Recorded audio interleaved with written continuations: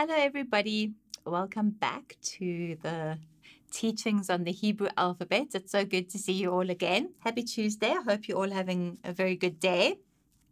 And I hope that you are excited for our next contender in the Hebrew alphabet, our next letter, which is the letter Tet, T-E-T, Tet. And it is the 9th letter of the Hebrew alphabet. So it is a very interesting letter, this letter Tet. The pictograph, the ancient pictograph of the letter Tet looks like a basket, but the basket has something inside it, and what people thought was that it symbolized a snake curled up in a basket. Now, obviously, back in the old days, people used baskets to carry things and groceries and all of that sort of thing. It was a much healthier time, no plastic bags. But so the letter Tet, the pictograph of the letter Tet looks like a basket, but then it has this thing inside which looks like it could be a snake. But it also is said to be able to potentially represent the womb. So it's something coming out, there's something in the basket which could, if you looked at it like a womb, something in the womb. And the reason why it's so interesting is because Tet is another one of those paradoxical letters. So remember the last time I spoke about a paradoxical letter, we spoke about the letter Zayin. And Tet is another one of those paradoxical letters, but for a slightly different reason. And that is because basically the letter Tet is said to reveal both good and evil. So the letter itself, now the more modern, the more classical Hebrew letter, is a Vav and a Zayin joined. And it somewhat resembles a snake, as you can see. So the Vav and the Zayin joined somewhat resemble a snake, which takes us back to that ancient pictograph. But basically what it is said to represent is that because it's a Vav and a Zayin, it is the Vav always represents man, as we've said before, because it's the 6th letter in the alphabet, which is the number of man. And so it represents, the Vav represents the man, but he looks as if he is bowed. Now, what the letter is saying, or what the symbology behind it is saying, is that he could be bowed in worship, in awe and worship to God, or it could be that he's actually in rebellion from God. So the letter Tet is said to contain the paradox between good and evil.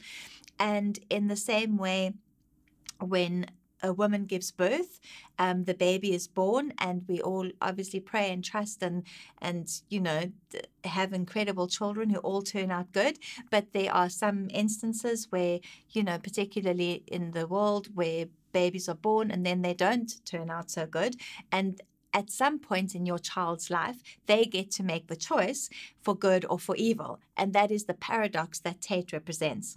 So the sound is a T sound. It's a T, like tin, and it is also the Greek letter theta is based on the letter. So it's believed that the Tet could also make the th sound, but for all intents and purposes, we use it as the t sound. And numerically, it represents the number 9. And the reason why I was just so amazed by the fact that Tet is the 9th letter of the alphabet and it numerically represents the number 9 is because 9 represents the number of truth. 9 is what we call a true number. And because everything, if you multiply multiples of 9, the 2 digits, if they're added together, they add up to 9, which is just amazing. So, for example, if you multiply, okay, so now my multiplication escapes me. If you multiply 3 times 9 and you get 27, for example, 2 plus 7 equals 9.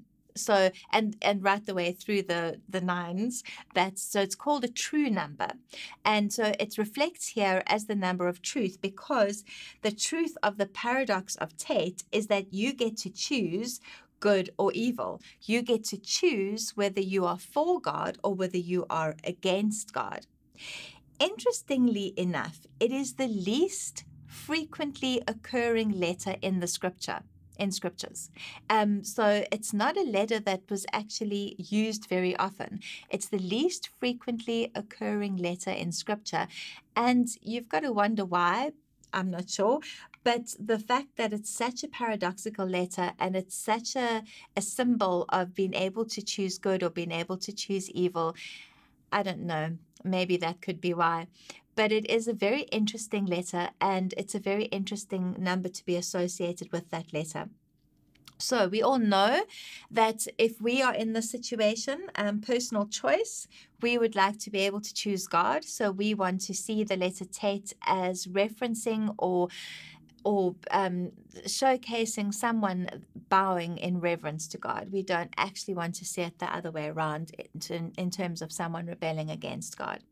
So I would encourage you to make sure that you are on the good side of Tet and not on the bad side of Tet, and also to just pay attention to the lessons of this particular letter of the Hebrew alphabet, even though it is one that isn't particularly much used in the scripture.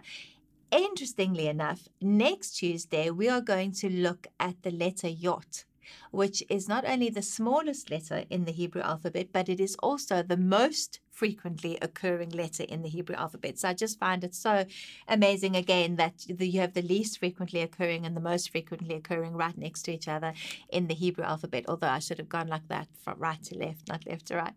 But yeah, so that is the letter Tet for you for today. I hope that you have enjoyed this thus far, and I hope that you have watched every single one up until now, and that you are learning loads and loads about Hebrew and loads about God and loads about the alphabet.